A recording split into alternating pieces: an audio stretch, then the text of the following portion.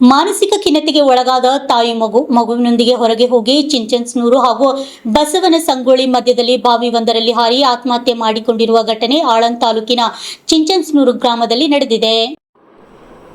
ಮಾನಸಿಕ ಖಿನ್ನತೆಗೆ ತಾಯಿ ಮಗು ಬಲಿಯಾದ ಘಟನೆ ಆಳಂದ್ ತಾಲೂಕಿನ ಚಿಂಚನ್ಸ್ನೂರು ಗ್ರಾಮದಲ್ಲಿ ನಡೆದಿದ್ದು, ಸಂಗೀತ, ಗಂಡ ವೀರಭದ್ರಪ್ಪ ಹಾಗೂ ಮಗು ಆರಾಧ್ಯ ಎಂದು ತಿಳಿದು ಬಂದಿದೆ. ಮುಂಜಾನೆ 6 ಗಂಟೆಗೆ ಮಗುವಿನೊಂದಿಗೆ ಹೊರಗೆ ಹೋಗಿ ಚಿಂಚನ್ಸ್ನೂರು ಹಾಗೂ ಬಸವನ ಸಂಗೊಳ್ಳಿ ಮಧ್ಯದಲ್ಲಿ ಬಾವಿಯೊಂದರಲ್ಲಿ ಹಾರಿ ಆತ್ಮಹತ್ಯೆ ಮಾಡಿಕೊಂಡಿದ್ದಾಳೆ.